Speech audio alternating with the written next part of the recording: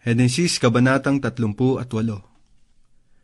At nangyari ng panahong yaon na humiwalay si Juda sa kanyang mga kapatid, at nagdaan sa isang Adulamita na ang pangalan ay Hira.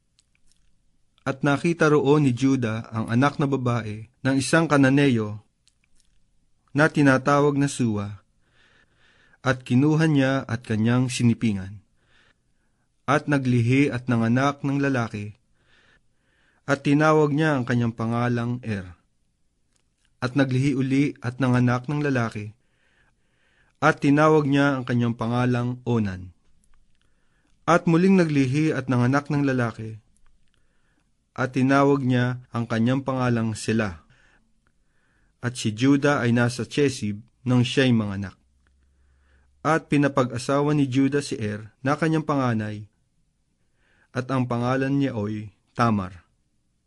At si na panganay ni Juda ay naging masama sa paningin ng Panginoon, at siya'y pinatay ng Panginoon. At sinabi ni Juda kay Onan, "Sumiping ka sa asawa ng iyong kapatid, at tuparin mo sa kanya ang tungkulin ng kapatid ng asawa, at ipagbangon mo ng binhi ang iyong kapatid." At nalalaman ni Onan na hindi magiging kanya ang binhi. At nangyari, na pagkasisiping siya sa asawa ng kanyang kapatid, ay pinatutulo niya sa lupa, nang wag lamang niyang bigyan ng binhi ang kanyang kapatid. At ang bagay na ginawa niya ay masama sa paningin ng Panginoon, at siya'y pinatay rin naman. Nang magkagayoy sinabi ni Juda kay Tamar na kanyang manugang na babae, "Manatili kang bao sa bahay ng iyong ama, hanggang sa lumaki si Sela na aking anak." Sapagkat sinabi niya, marahil ay hindi siya mamamatay ng gaya ng kanyang mga kapatid.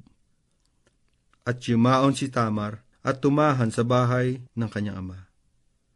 At nagdaan ang maraming araw, at namatay ang anak na babae ni Suwa, na asawa ni Juda, at nag-aliw si Juda, at umahon sa Timnat sa mga manggugupit sa kanyang mga tupa.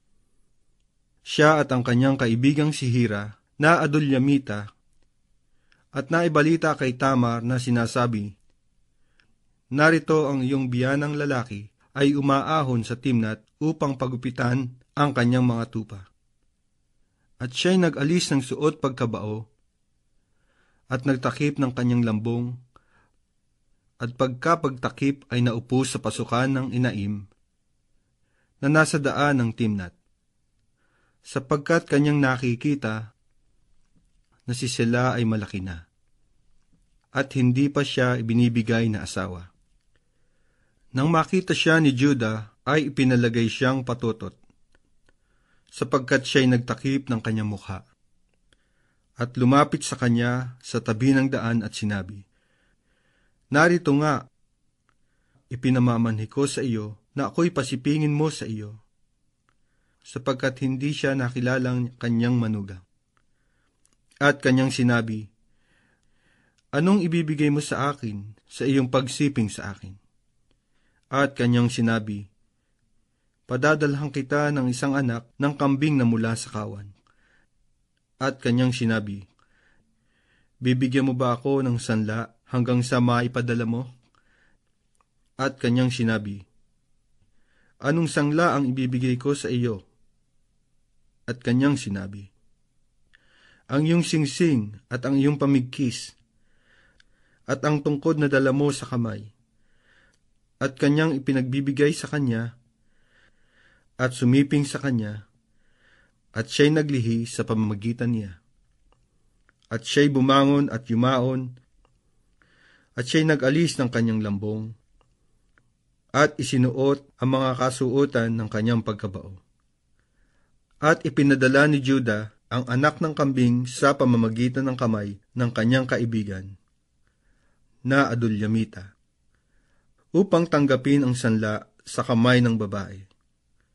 Datapwat hindi niya nasumpungan. Nang magkagayoy kanyang itinanong sa mga tao sa dakong yaon na sinasabi, saan nandoon ang patotot na nasa tabi ng daan sa Enaim. At kanilang sinabi, walang naparitong sinumang patotot. At nagbalik siya kay Huda at sinabi, hindi ko nasumpungan. At sinabi rin naman ng mga tao sa dakong yaon, walang naging patutot rito. At sinabi ni Juda, pabayaang ariin niya, baka tayo'y mapahiya. Narito, aking ipinadala itong anak ng kambing at hindi mo siya nasumpungan. At nangyari na pagkaraan ng 3 buwan, humigit kumulang, ay naibalita kay Juda na sinasabi, ang iyong manugang na si Tamar ay nagpatotot, at narito siya'y buntis sa pakikiapid. At sinabi ni Juda, siya'y ilabas upang sunugin. Nang siya'y ilabas, ay nagpasabi siya sa kanyang biyanan, sa lalaking may-ari ng mga ito, ay nagdalang tao ako. At kanyang sinabi pang, ipinamamanhi ko sa iyo, na kilalanin mo kung kanino ang mga ito, ang singsing, ang pamigkis, at ang tungkod. At nangakilala ni Juda at sinabi, siya'y matuwid kaysa akin, sapagkat hindi ko ibinigay sa kanya si Sela na aking anak, at hindi na niya muling sinipingan pa. At nangyari na sa pagdaramdam niya, na narito kambal ang kanyang tiyan.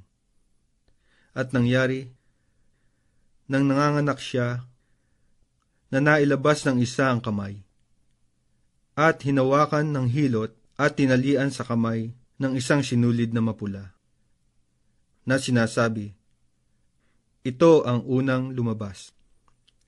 At nangyari, na pagkaurong ng kanyang kamay, na narito ang kanyang kapatid ang lumabas.